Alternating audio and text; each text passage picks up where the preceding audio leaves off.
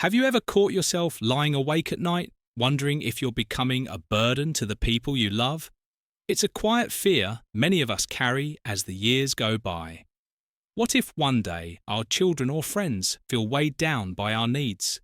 In this video, we're going to explore 7 pieces of wisdom that help me at 82 live my life without becoming a burden to anyone.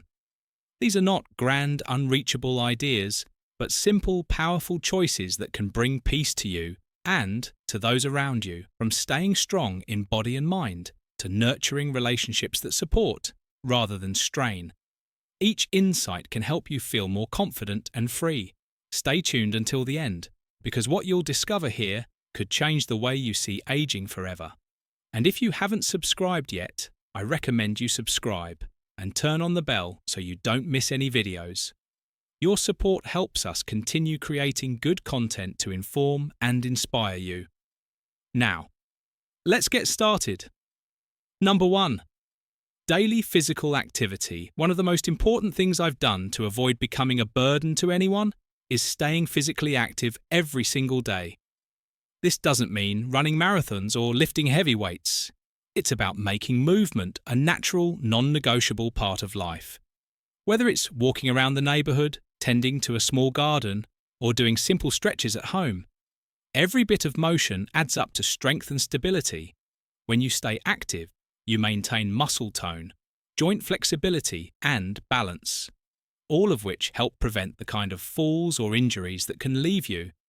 Depending on others for care, you don't have to be fast or powerful. What truly matters is consistency and the quiet pride that comes with knowing you're doing your part to take care of yourself. People often underestimate how much physical activity protects independence.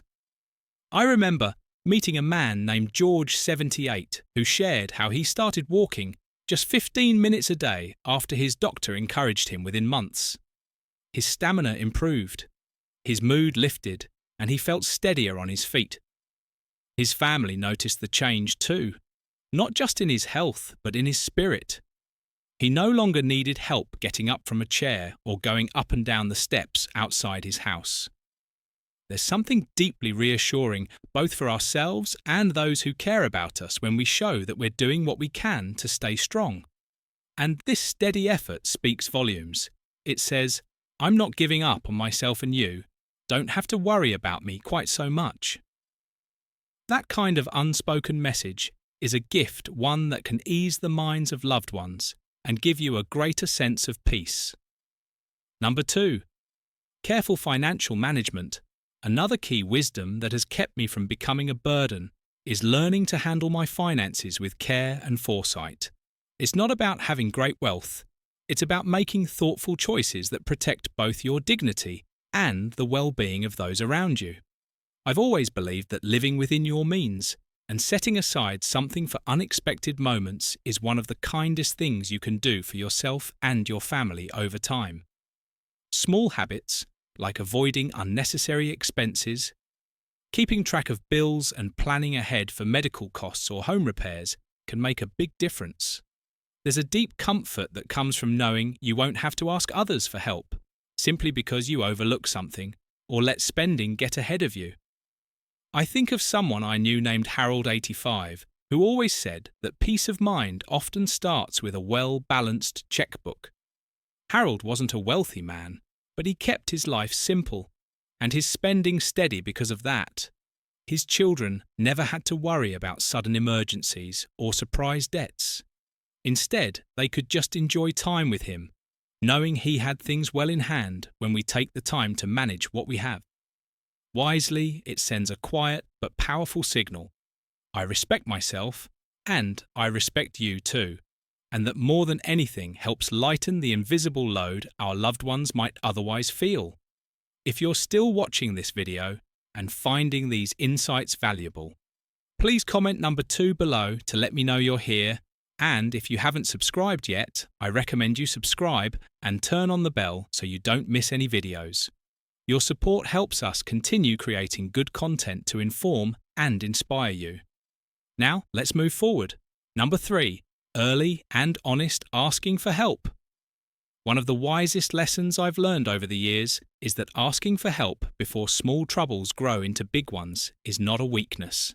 It's a strength. When you speak up early, you give your friends and family a chance to support you in simple, manageable ways, rather than having them step in during a crisis that could have been prevented.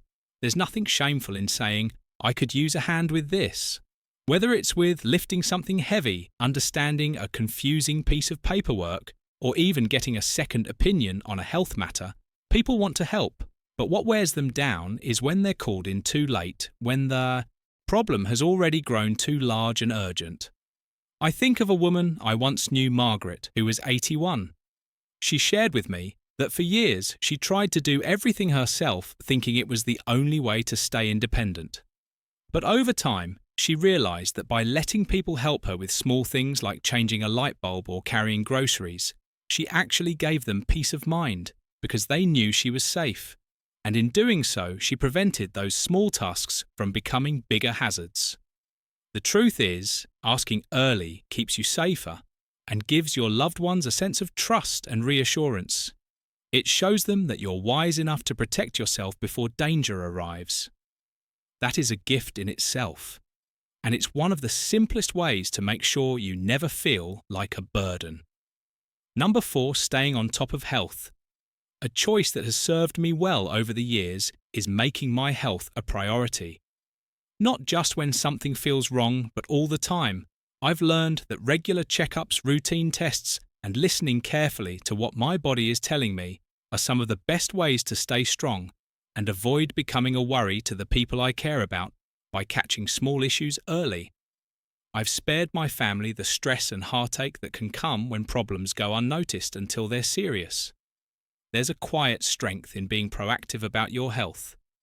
It shows loved ones that you value yourself and you value their peace of mind too. I remember my neighbour Paul, who was 79, when he started having minor dizzy spells instead of ignoring them. He went straight to his doctor and found out it was something easily managed with a small change in his medication. That simple visit kept him steady on his feet and independent in his daily life. What we sometimes think of as little check-ins or small efforts can actually be the very things that keep us from needing heavy care down the line. And there's a comfort in knowing you're doing your part, not just for yourself, but for everyone who loves you. If you're still watching this video and finding these insights valuable, please comment number 4 below to let me know you're here. And if you haven't subscribed yet, I recommend you subscribe and turn on the bell so you don't miss any videos. Your support helps us continue creating good content to inform and inspire you. Now let's move forward. Number 5, keeping a simple, manageable living space. One of the most practical steps I took to avoid placing a burden on my family was to keep my home simple and easy to maintain.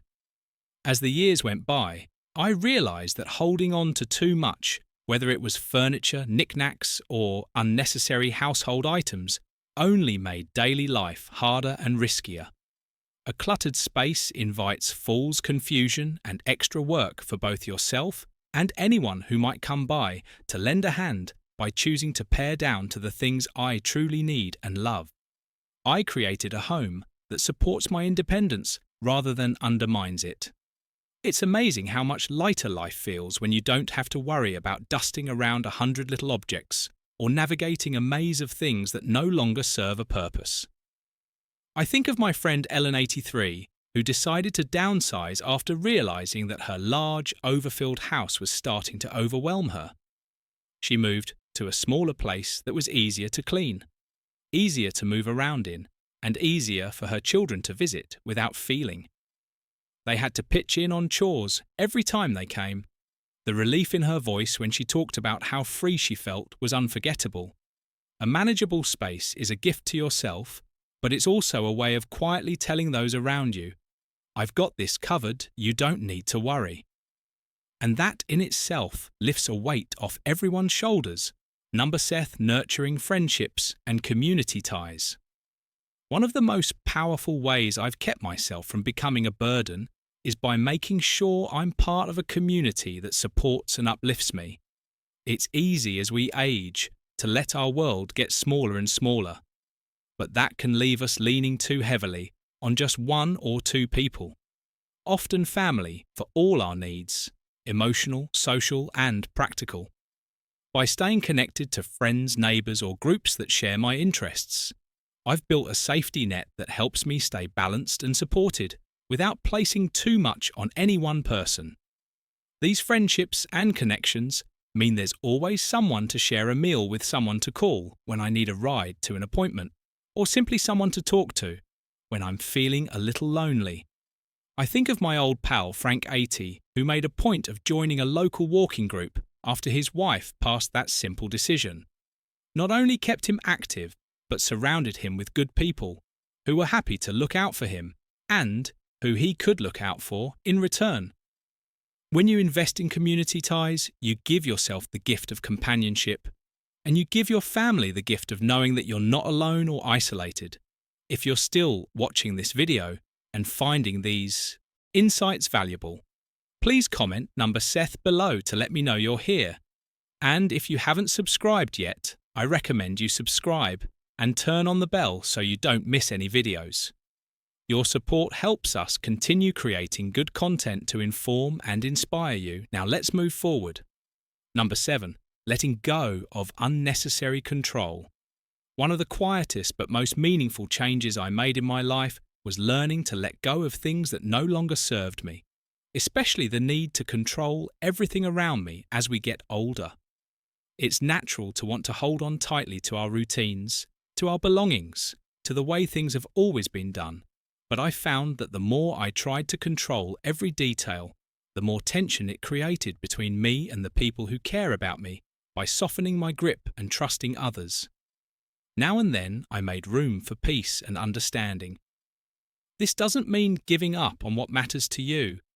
It means recognizing the difference between what's essential and what's just habit. I think of my cousin Walter, 84, who used to insist on managing every little task around the house, even when his hands weren't as steady as they once were when he finally let his grandson help with small repairs. Something beautiful happened. Their bond grew stronger, and Walter felt less weighed down by chores. He no longer enjoyed letting go of control. When it's wise to do so, shows great strength. It tells those around you that you trust them and that you care more about harmony than having everything done your way, and that more than almost anything else helps keep you from becoming a source of stress to those you love. Final thoughts. As we wrap up this video, take a quiet moment to reflect on these 7 pieces of wisdom we've explored together. Which of these stood out to you the most? Which one do you see in yourself, or perhaps feel inspired to embrace moving forward, living without becoming a burden? Isn't about perfection. It's about the small, thoughtful choices we make each day. Choices that help us protect our independence, honour our relationships, and live with grace and confidence. I hope these insights have offered you encouragement and practical ideas you can carry with you. Remember, every step you take to care for yourself is also a gift to those who care about you. Thank you for joining us today. We'd love to hear from you. Leave a comment below and share one thing you learned today and how you plan to use it in your life. Your thoughts are important to us, so don't hesitate to share them. Reading your comments gives us great motivation and encouragement. If you enjoyed this video and found it helpful, please like, subscribe, and share your support. Helps us continue creating good content to inform and inspire you. Thanks for watching, and we look forward to seeing you in the next video.